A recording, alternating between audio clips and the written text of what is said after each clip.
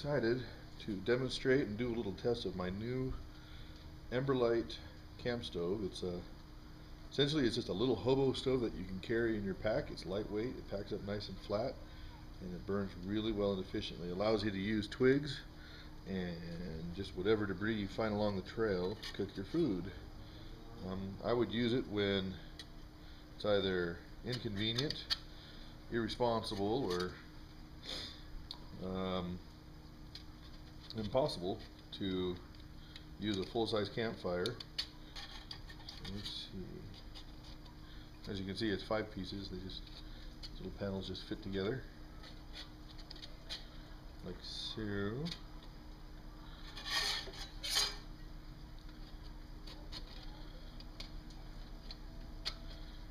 The tabs go into the slots.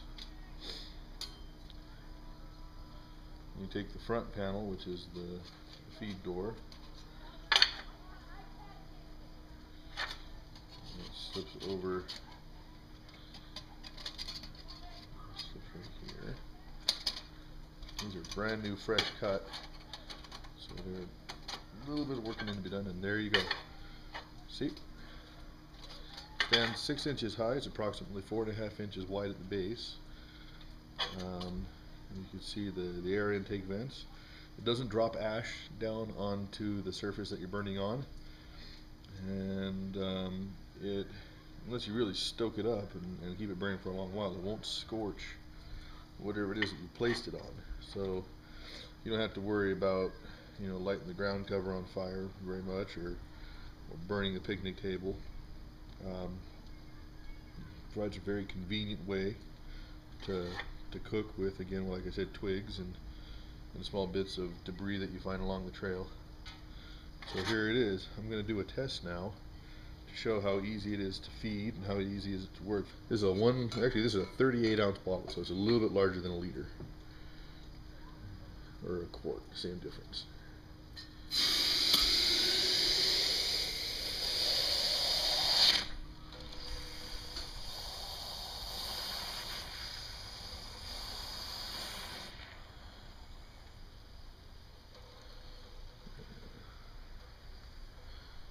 Go. And this is the hobo pot I'm going to boil it in. So now you can see this is a bit more than 1 quart.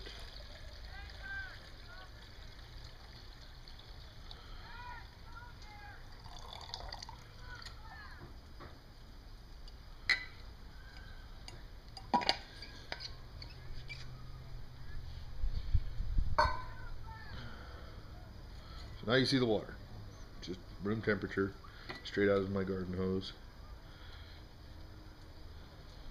And let's get going with this. Well, the first step in using your stove, or the Emberlite, is you gotta start a nice little fire in it. The wood that I'm using came from some surveyor stakes and 2x4 scraps from the project I was working on. So this is just cheap white pine, Douglas fir. Pretty much not the best wood for burning because it's real resinous, lightweight wood, puts out quite a bit of soot, and it's not the most efficient wood. If you got hardwoods, they work a lot better. A little feather stick to get it started.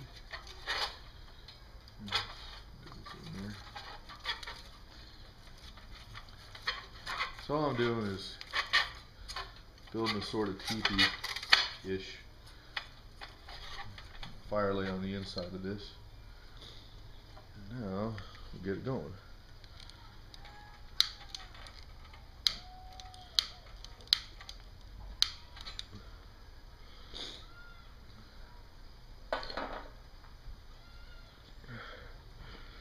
As you can see, the stove is now lit. What I like to do is I like to let that first little bit of wood really get going in there so it gets nice and hot. This is really the key to running these stoves efficiently, is you got to get some heat going on the inside. If you put too much wood, it'll just smoke. If you put too little, it'll flare up. It'll be a real pretty flame, but you won't have it long enough to really use for cooking. So this is really just a primer. You want to get it going, you want to get some heat. I'm going to go ahead and put the water on it just so you can see. The time is almost 8 o'clock. It's about, it's 8:59 and 15 seconds, so we'll just round up, it's 8 o'clock.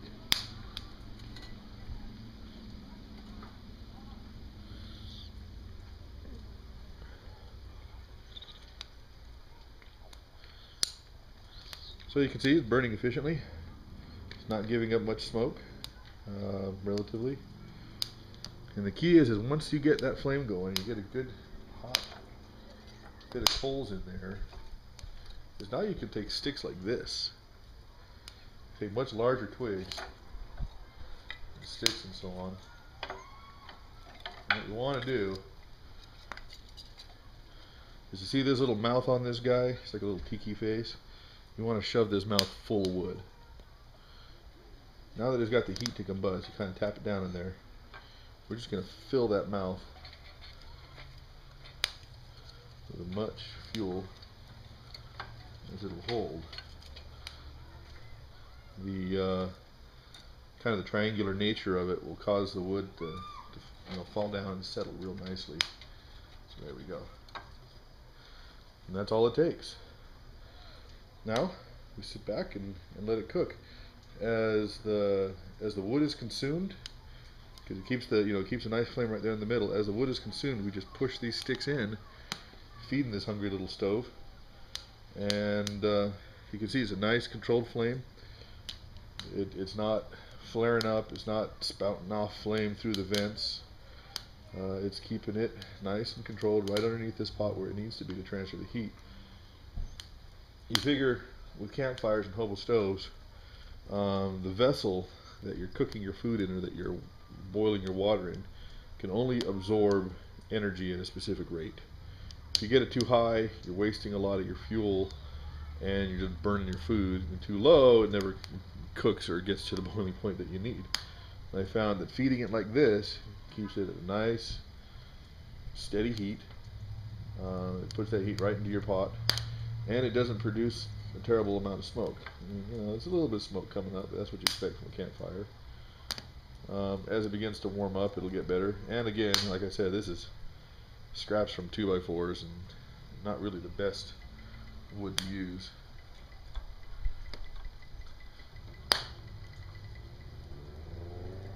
So you can see the flame is just consuming those sticks that I have in the mouth. Just keeping the flame where it needs to be. It's not coming out the mouth very much.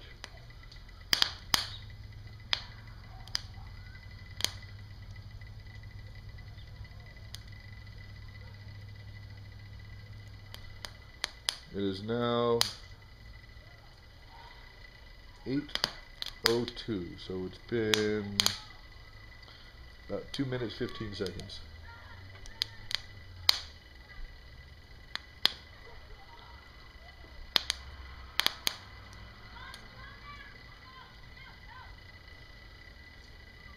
Push this in as it burns.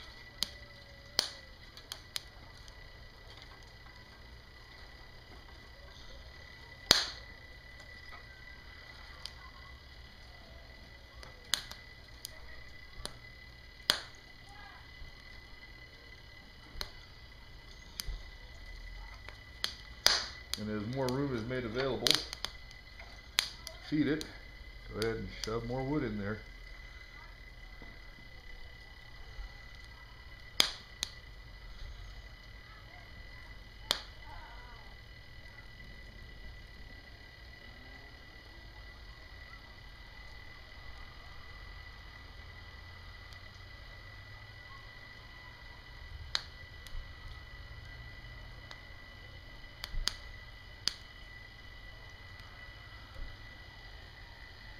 Water's just about right for a good warm bath. So it's heating pretty quick.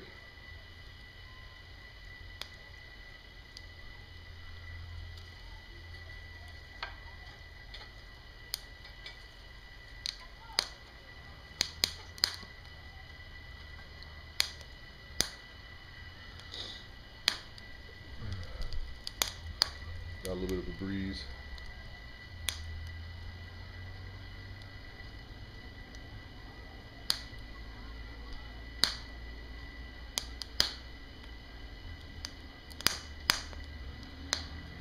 You hear all the popping in the wood, indicates just how resinous and kind of inferior it is.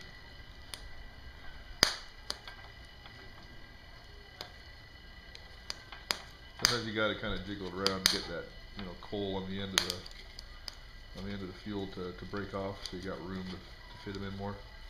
There we go. See, just like that. Just kind of give it a little bit of a jostle, and it'll snap, and then you can fit it in more. There we go.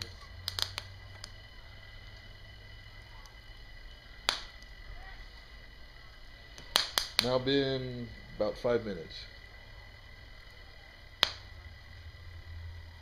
Granted, if you were using one of those isobutane type stoves or white gas type stoves, it's a lot more energy concentrated in that fuel. They burn a lot hotter, but that's the point. This is something that you gotta take your time with, enjoy. There's a little bit of a learning curve. You gotta practice with it so you can learn how to burn it clean and efficient. But it's enjoyable. You're just using scrap and debris, so you're not carrying volatile fuels in your pack.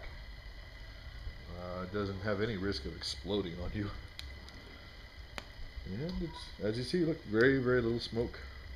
It's not something that would really disturb other campers. Doesn't make any noise. I'm really enjoying it. Again, this is my Emberlite stove. This is one of the prototypes, but very shortly these are going to be produced out of stainless steel. I'll have a website up where you can order these. For those of you that like to relax a little bit and take it easy while camping and enjoy sitting back and reflecting on things, this will be your stove. It has a few other uses as well, which I'll show when after this video.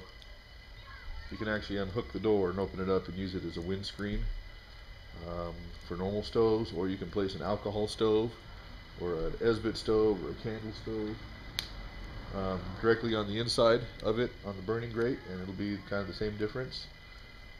So when they're real serious about fire bans, then you can have this stove with you, but you can also use other sources of fuel that would not be prohibited under such bans.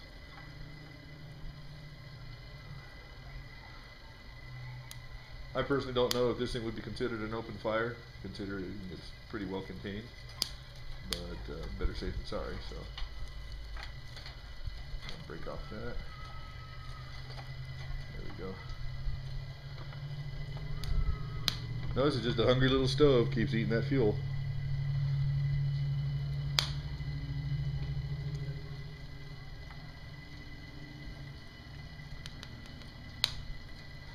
And this is what this is one of the key features of this stove. It's the fact that it's very easy to maintain. You don't have to sit there and try to fit it in around the top. One of the frustrations I've had with various other stoves I've tried is the way that you feed them is, you just pack them full of wood and hope that that's enough to get it boiling.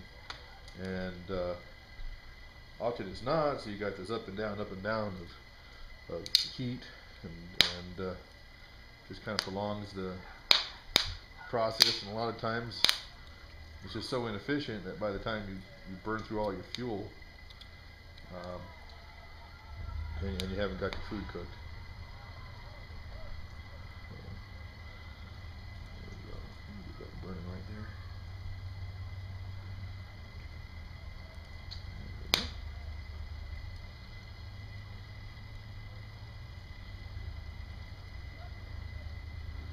there. Water is very, very warm.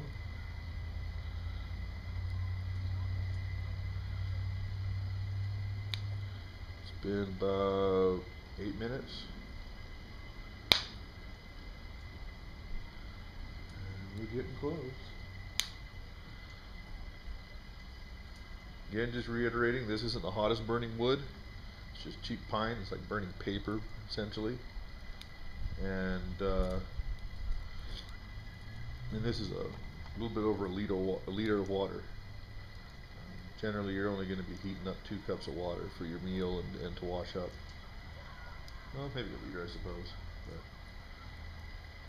just saying, this is about as much as you'd ever really want to boil in one sitting, and with less than optimal fuel.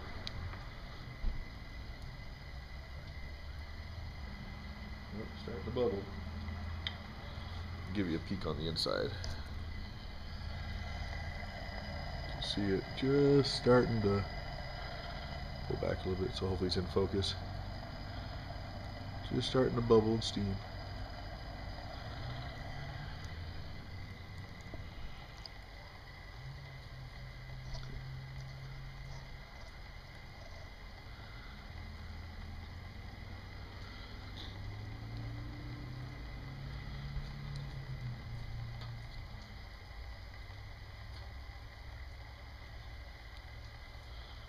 Now what's interesting is, despite all the heat that's going into this thing, like I said, it stays relatively cool around the base of it because the burning platform is a full inch above the bottom. See, I can touch it quickly. I mean, it's hot. It'll burn you, but as you can see, I'm touching it with my finger. Yeah, not too bad, but it's not that instant brand. It won't give you an instant brand like a lot of those pressurized stoves would. Right in there.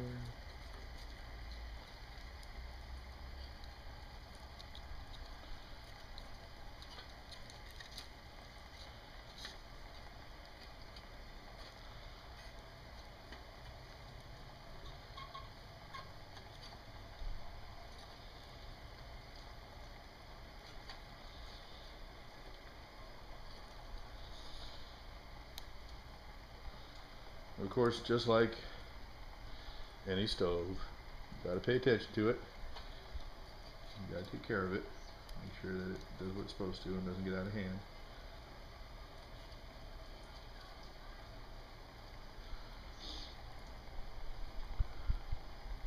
We're just about to a rolling boil, and we're coming up on 11 minutes.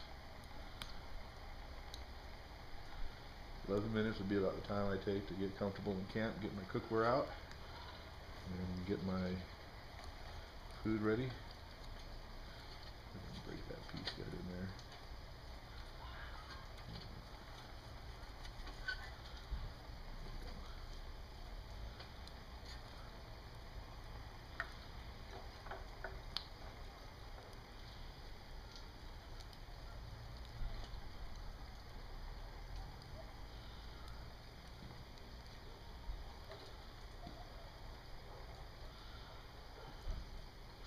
Part of the reason why you want to keep this door full of fuel is it prevents the fire from coming back out on the sticks, as you can see. Well, generally does. This is not too bad. And we're boiling. It's not quite at this rolling boil, but it is boiling. And isn't this fun, watching water boil? Any second now.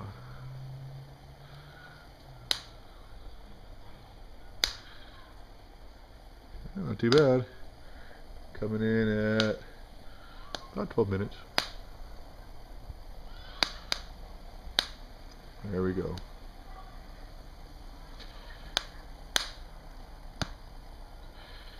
So we got a nice gentle rolling boil. This water is sterilized and ready to cook with. So there you go. Not quite as fast as an alcohol stove, or definitely not as fast as something like a jet boil, but it's not meant to be. This is a laid back oval stove that, if handled properly, doesn't require you to carry any fuel with you. Just pick it up as you go.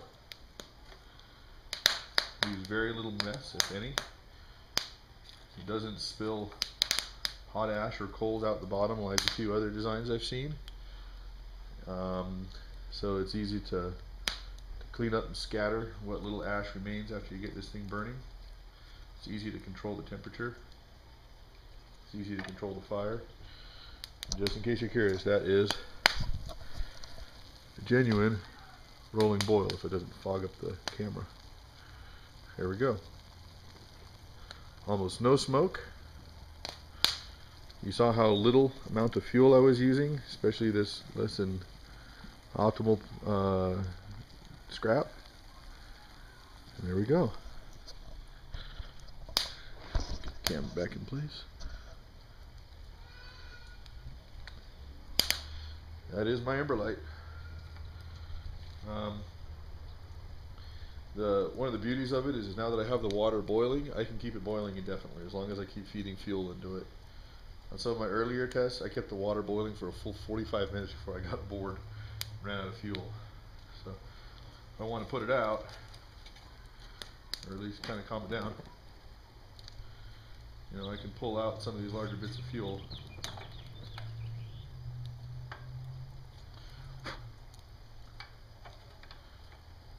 And then what's left in there will burn itself out pretty quickly. I'll keep using a safe spot. But it's still boiling pretty well. It'll work itself down to a nice simmer and keep itself warm for a little bit until those last little coals die. Again, you saw it boil water. You saw the flame in there. I can touch the metal. I mean, it's hot. I can't keep my finger there for very long, but see, not too bad. So I doubt it would do any damage to anything underneath it. Camp table, whatever. So you're leaving no marks on the land. You're not leaving any scars. When the ash is cool, again, I said, you could just take it out and scatter it, and you got your boiling water. Now that the Emberlite is cooled off, I can give you a little bit more information about it. I've got this crappy food scale here, but it'll give you a general idea. Place that on there. Okay, that comes in at exactly 10 ounces, or about 290 grams. That is really not that much, considering that you don't have to carry fuel with you. It's a robust, very robust little stove. As you can see, it locks together great. It can hold a lot of weight. In fact, that thing will hold a Dutch oven. Don't believe me? Here's a Dutch oven. Stable, secure, and you could cook your food on a big cast iron pot or a Dutch oven with this thing.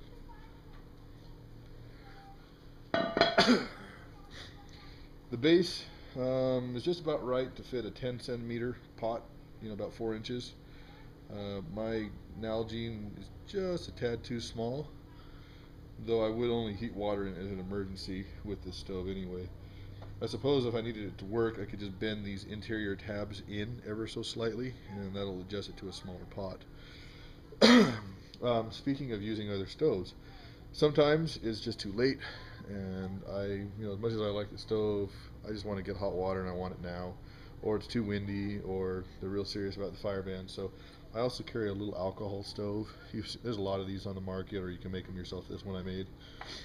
But one option is to fill it and simply place it inside the stove like that, light it, and use the Emberlite as a windscreen. Method that I found a little bit more convenient is to open up. Let's get this thing opened. As you can see, it locks together pretty tight. Come on. There we go. One method is to open it up like so.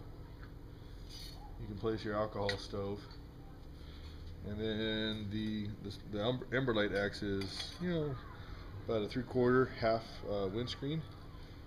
It'll keep your stove going, and it's got alternate uses. So there you go.